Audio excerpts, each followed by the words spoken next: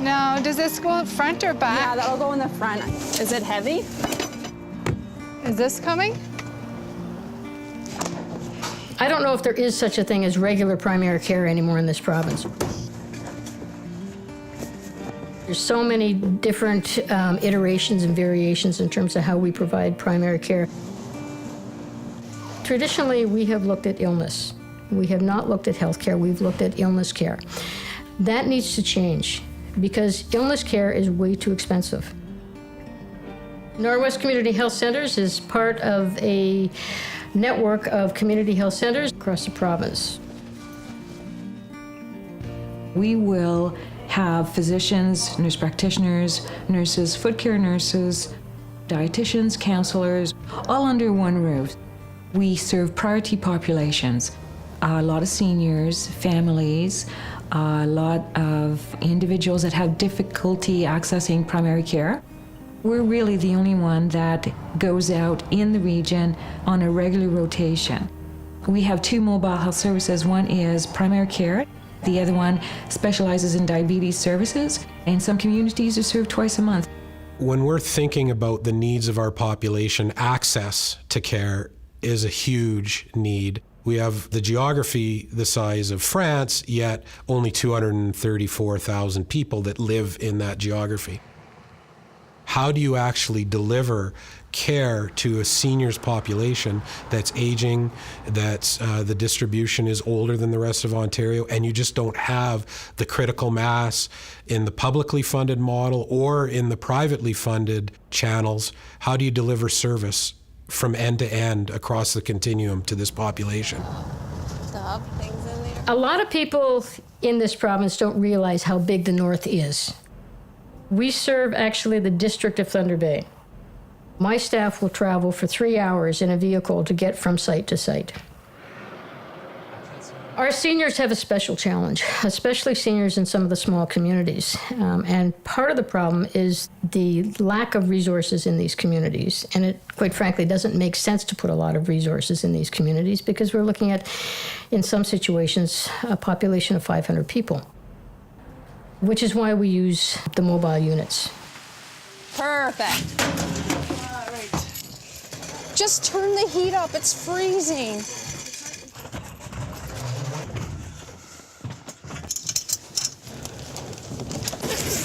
Behind that table. We deal with all the issues.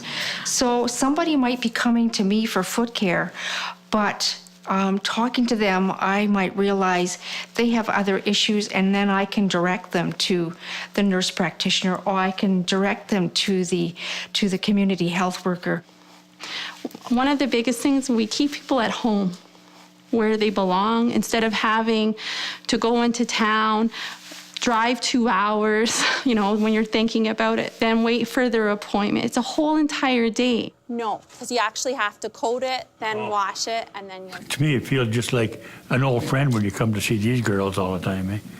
She said, oh, what have you been doing, or what haven't you been doing, and you better do some more walking, and don't wear those wet socks anymore, you know? So they do my AC1 test, and they check my little book with all my sugars have been for the last 3 weeks, a month, whatever.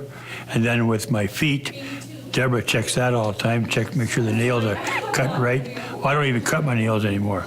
I get it done here because then it's done right. There you go. I'm Deborah, I'm the foot care nurse. It's really keeping people moving by having foot care service. There, are you good? Oh, I'll be able to see what you're doing. That's right. People have arthritis or stiff joints, and they can't manage, they couldn't manage a clipper, and they can't see what they're doing.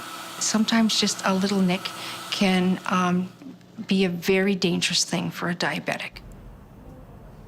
As long as we have an area where we can set up, then we can provide care. It's amazing what people will adjust to. Some of the feedback that we've had from clients has been outstanding. We had one woman who had a full physical exam behind a curtain and basically said that, you know, this is the best, most comfortable physical that I've ever had. Sitting in a lawn chair with a nurse practitioner behind a curtain in a library. It's not about the location so much, it's more about how you present the services. and how you adapt them and the relationship with the people. We start with the needs first. We start with the population characteristics first, and we then try to figure out what are the networks that are required, what are the partnerships that we can use to meet those needs. This is a population that we really need to focus on up in the north, and we really need to be innovative in how we approach these individuals. They don't want to leave their homes, and quite frankly, I don't blame them. Transportation is a big problem, especially with seniors when they get into their 80s. They lose their license. If their children are living in Thunder Bay, their children can support them. But if they don't have children, if they don't have family, they're pretty isolated, so they rely on their neighbors for support. That can be spotty. It can be non-existent in places. That leaves seniors alone. It leaves them isolated. And it quite often leaves them in a situation where they have no supports. We don't have hardly any or at all assisted living or supportive housing outside of the city of Thunder Bay. If you combine an aging population without the critical mass for the full spectrum of seniors care, it's resulting in a lot of care being delivered in hospitals where there may be better settings. Thank you. Yeah. In terms of being cost effective, we provide service via our mobile units to 10 remote communities. So if you thought about putting 10 buildings up in those communities, and even if the staff weren't there full time, that's a significant amount of money. We can take a van and provide service for roughly $500,000 to all those communities. That's with full complement of staff, all the equipment. We're providing primary care and health promotion for that. So it's extremely cost effective. When you're trying to make an investment decision or an allocation decision, how do you control for all those variables, especially when many of them have to do with income levels, education levels, housing availability, and so on and so forth? Sometimes we have to make those decisions with maybe not having all the data that we would like. Data can be tricky. Data in and of itself and alone without the other context, I think can be misleading. I think it doesn't tell the true picture, and you miss the human piece. And once you do that, I don't believe you're going to be providing the services you need to particular individuals and communities. So if I have a community of 500 people, and we're seeing X number of visits per year or per day, those numbers are really going to look a whole lot different than a downtown community in Toronto. And how do you compare that? It's not comparing apples to apples.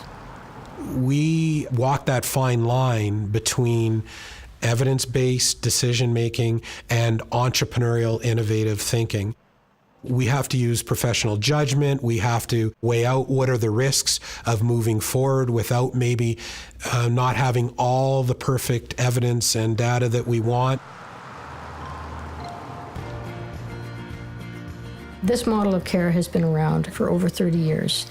I think it's now being recognized as a viable model of care for the whole population. Our philosophy is the right person at the right place in the right time. Well, it's interesting. All of a sudden, population health is on the radar, and it has a name now. We're looking at people. We're not looking at specific illnesses.